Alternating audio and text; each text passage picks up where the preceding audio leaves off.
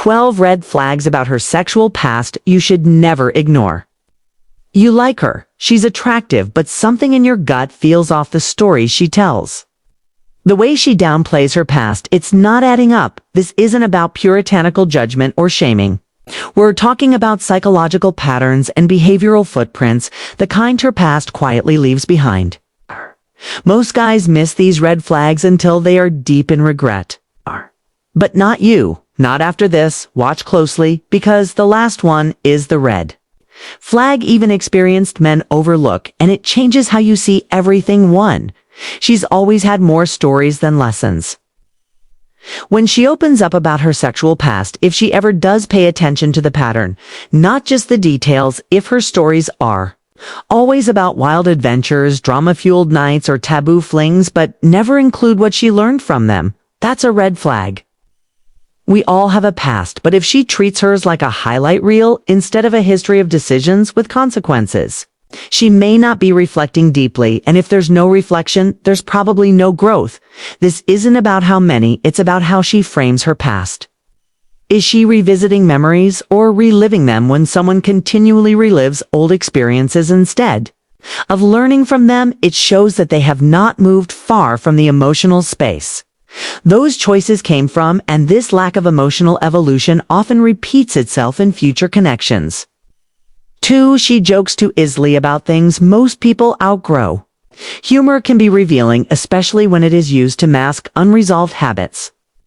If she's constantly making light of behavior most people mature out of, sneaking out after hookups, ghosting guys she slept with, laughing about threesomes like she's still in college, it might not be nostalgia, it might be muscle memory.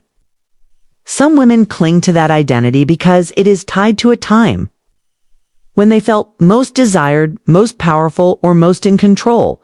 But if she still lives emotionally in that space, how much has actually changed? When someone uses humor to avoid taking ownership of their choices, it often means those behaviors still hold emotional weight. 3. She's had multiple first-time conversations with exes. Here's one to listen for carefully. If she's had multiple first-time milestones, the first guy she ever loved, the first guy who broke her, the first guy she trusted, the first one she opened up to, and you're hearing that story over and over with different names, that's not sentimentality. That is emotional inflation. She keeps redefining her emotional starting line, and that might be her way of rebooting her romantic history. Every time things go south, but those resets leave debris. If she's been new with too many people, she may not know how to sustain anything long enough to become deep. This pattern shows that she is good at beginnings, but struggles with bonds that require endurance, stability, and emotional responsibility. If you're focused on becoming the kind of man who does not settle type standards below "I want to see who's raising the bar for," she's quick to label things toxic, but was still drawn to them.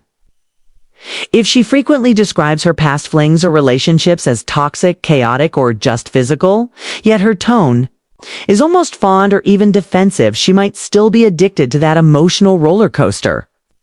Do not just hear the word toxic and nod.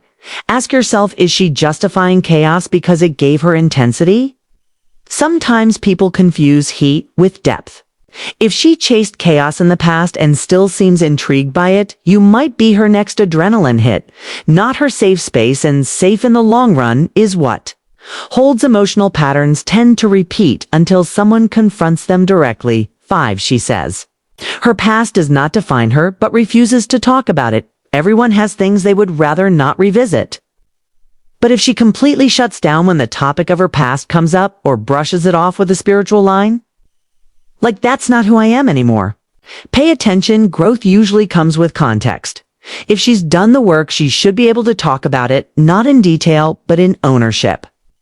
Avoidance is not healing. Sometimes the silence is not shame, it is strategy, and that means you're dealing with someone who is carefully curating what you're allowed to know. That's not vulnerability, that is control. 6.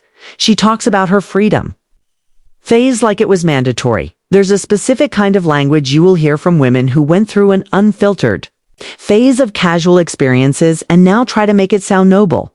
I was just finding myself. It was empowering. Everyone needs a phase like that.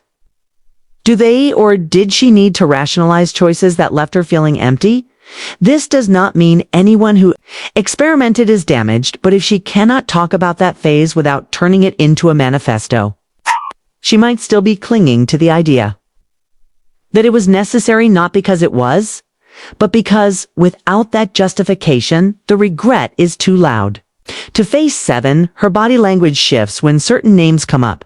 You're not just listening to what she says, you're watching how she reacts. When a certain name comes up in conversation, a guy she casually mentions from the past, a friend she was involved with, or someone you've never heard of until now, her face changes, a hesitation, a flicker in her eyes, a micro shift in tone. These reactions are not accidents. People leave energetic fingerprints on each other. If someone from her past still occupies emotional space in her nervous system, that is not just history, that is a ghost in the passenger seat. You're not dating her if she's still emotionally rented out to someone else. 8. She's proud of being unattached in every connection. Some people walk through intimacy like it's a hotel, never unpacking, never staying. She brags about how she is, never clingy, does not get jealous, or can keep things light. Listen closely. That might not be strength. It might be emotional detachment disguised as confidence. A woman who has been through a string of surface-level experiences without forming real bonds often becomes numb by necessity. That numbness gets rebranded as cool girl energy. But when things get real, you will find out she does not know how to hold emotional weight. She just avoids it. 9. She still has a type she won't admit to. Sometimes the most telling red flag is not what she did, but who she keeps choosing.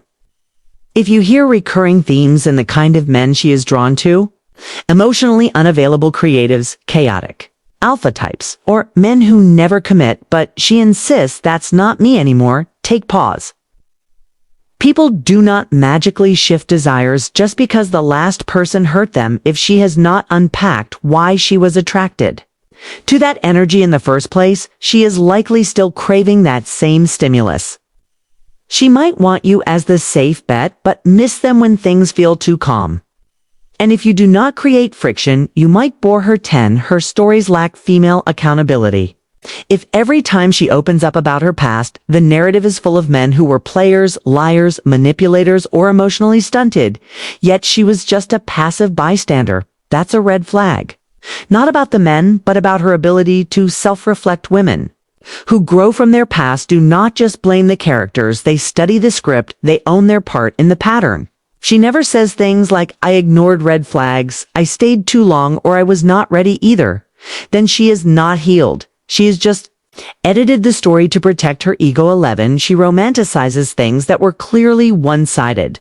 Sometimes the biggest giveaway is how she talks about situations where she gave more than she got, and still describes them like they were magic. If she's reminiscing about that one summer with a guy who never wanted anything serious, or the hookup who never even took her on a date, but she recalls it with longing. She wasn't just physically invested, she was emotionally stranded. When someone romanticizes one-sided dynamics, it is because they have confused emotional deprivation with depth. And if that is what her heart equates with passion, you need to ask yourself, what will she crave when things are healthy? 12. Her idea of closure is silence. Not conversation. How someone ends things matters as much as how they begin. If she has a long trail of faded connections, ghosted lovers, or situations that just fizzled, that's not modern dating. That's a pattern of emotional evasion. A woman who never seeks clarity or closure might not have the tools or courage to face uncomfortable truths. If she disappears when things get real, you can expect her to do it again. Maybe to you, this kind of avoidance also means her past is likely full of people who still feel unresolved about her, and unresolved past often spills into present relationships in ways you may not see until it is too late.